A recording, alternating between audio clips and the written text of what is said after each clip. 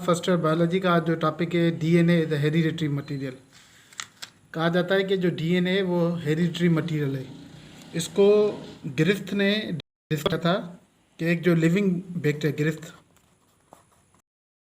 Bacteria है, अगर उसमें जेनेटिक मटेरियल डेड बैक्टीरिया से अगर अक्वायर किया जाए तो वो लाइव बैक्टीरिया को ट्रांसफॉर्म कर देता है। मिसाल के तौर पर अगर डेड बैक्टीरिया है, उससे कोई स्ट्रक्चर उसने ले लिया किसी लीडर ने, तो वो लाइव बैक्टीरिया नॉन वायरुलेंट से वायरुलेंट हो जाता है।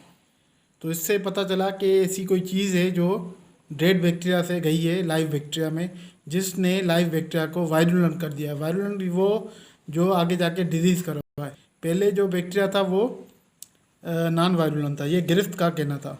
उसके बाद एवेरी आया था और एवेरी के कुछ कलीग्स हैं, उन्होंने भी ये बताया कि जो जीन्स हैं वो लिविंग बैक्टीरिया, उसमें उसने वर्ड कहा था कि the genes taken up by living bacteria during transformation were composed of DNA. Avery का भी ये कहना था कि जो ट्रांसफॉर्मेशन से जो भी एक स्ट्रक्चर आता है वो कौन सा होता है, वो डीएनए होता है। आगे जाके हमें पता चला कि जो वायरस अटैक करता है, जिसको हम बैक्टीरियोफेज करते हैं, वो बैक्टीरिया को जब इन्फेक्ट करता है तो वो भी अपना स्ट्रक्चर उसमें ट्रांसमिट करता है जो डीएनए होता है। उसके बाद हर्शी और चेस भी आए थे। ग्रिफ्थ हो गया, एवेरी हो गया, और हर्शी और चेस। उसने भी कंफर्म किया था एक्सपेरिमेंटली कि डीएनए जो है जेनेटिक मटेरियल है। ठीक है, अब बात यह है कि डीएनए में ऐसी कौन सी है जो हेरिडिटरी मटेरियल की तरह काम करती है। डीएनए में हमने स्टडी की थी कि वो एक तो राइबोस शुगर होती है, एक फॉस्फेट बॉन्ड होता है।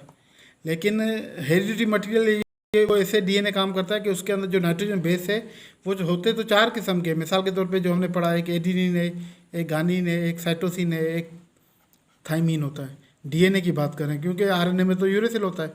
लेकिन ये तीन चार नाइट्रोजन बेस ऐसे कौन सी ट्रांसफॉर्मेशन करते हैं, ऐसी कौन सी स्ट्रक्चर्स बनाते हैं प्रोटीन की कि वो मल्टीपल ऑफ कॉपीज ऑफ बनाते हैं। तो ये जाके हम आज डिस्कस करेंगे कि जो डीएनए उसमें जो नाइट्रोजन बेस की है वो स्पेसिफिक सीक्वेंस होती है। कौन सी होती है? एक स्पेसिफिक सीक्वेंस होती है। उसी स्पेसिफिक सीक्वेंस, मिसाल के तौर पर अगर स्पेसिफिक एडिनिन, गानिन और साइटोसिन की है, जो हमने पहले डिस्कस किया था, वो ट्रिपलेट कोडोन की तरह, तो वो आगे जाके एक स्ट्रक्चर बनाती है, प्रोटीन या अमाइनो एसिड जाके स्ट्रक्चर बनाती है। इसमें यह है कि 20 हमारी बॉडी में होते हैं, वो सिर्फ 20 अमाइनो एसिड को यूज़ करके पता नहीं कितने प्रोटीन्स बनाते रहते हैं, पॉलीन्यूक्लियोटाइड चेन बनाते रहते हैं। इसमें हम आगे जाके पढ़ेंगे कि जो आरएनए वो भी इसका रोल प्ले करता है। RNA is a carrier of information. बात ये है कि डीएनए के अंदर जो चीज़ें होता है वो दो लेवल पे होता है।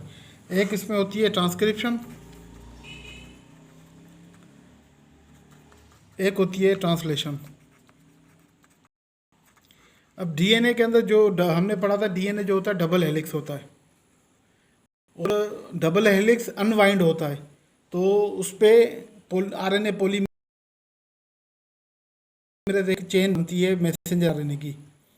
वो मैसेंजर आरएनए यहाँ से ब्रोकन डाउन हो जाता है, वो न्यूक्लियस से निकल के साइटोप्लाज्म में आ जाता है।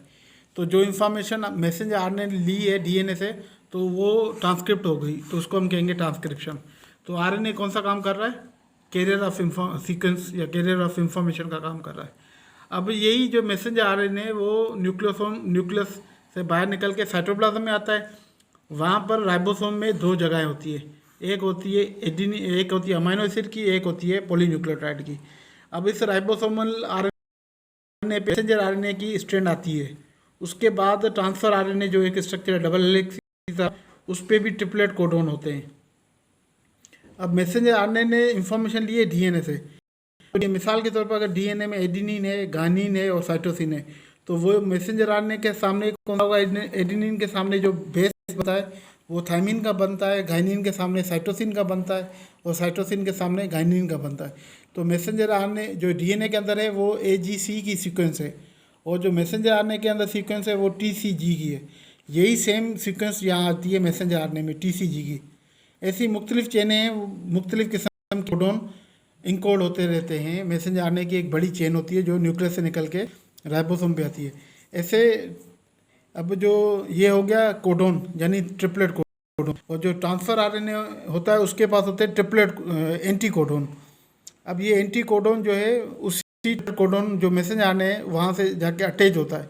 तो जैसे तो एक स्ट्रक्चर जो होता है, ज़ाहिर है जो इंफॉर्मेशन डीएनए के पास थी वही एंटी कोडोन के पास है, तो एक अमाइनो एसिड जाके अटैच होता है ट्रांसफर के ऊपर। तो ये राइबोसोमल ये ट्रांसफर आरएनए मूव होता रहता है मैसेंजर आरएनए की तरह। मैसेंजर आरएनए ऐसा सीधा जाके मूव होती रहती है सीधा सीधा, और जो ट्रांसफर आरएनए वो इस जगह से निकल के इस जगह आता है, तो एक अमाइनो एसिड अटैच होता है यहाँ पर। और ऐसे ही ये जैसे ट्रांसफर आरएनए जाता रहता है तो यहाँ पर एक अमाइनो एसिड अटैच होता रहता है। जैसे एक लॉन्ग चेन बनती है, एक इनिशिएशन कोडॉन होता है और एक टर्मिनेशन कोडॉन होता है। जो इंफॉर्मेशन डीएनए के अंदर पड़ी हुई थी वो थ्रू ट्रांसक्रिप्शन मैसेंजर आरएनए के अंदर आई, और थ्रू ट्रांसलेशन कन्वर्ट हो गई from messenger RNA into protein, वो हो जाती है ट्रांसलेशन। तो उससे हमें एक प्रोटीन की लॉन्ग मिलती है। तो कहने का मतलब ये है कि जो गिरफ्त ने, एवेरी ने, हर्षी चेज ने कहा था कि ये एक हेरिडिटरी मटेरियल है, तो ये कंफर्म हो गया कि डीएनए एक हेरिडिटरी मटेरियल है, उसमें आरएनए एक कैरियर ऑफ इंफॉर्मेशन की तरह काम करता है। ये मैंने आपको प्रोसेस समझा दिया कि ये कोडोन एंटी कोडोन किस तरह अमाइनो एसिड बनाते हैं। ये सिर्फ 20 अमाइनो एसिड होते हैं, उसकी सीक्वेंस सिर्फ चेंज होने की वजह से बनाते हैं। होते सिर्फ 3 हैं नाइट्रोजन बेस, 4 नाइट्रोजन बेस, लेकिन इनकी सिर्फ की वजह से वो मुख्तलिफ किस्म के प्रोटीन बनाते हैं। तो ये प्रोटीन जो इंफॉर्मेशन डीएनए से जाके प्रोटीन तक गई, तो ये एक हेरिडिटरी मटेरियल है। तो DNA is a hereditary material.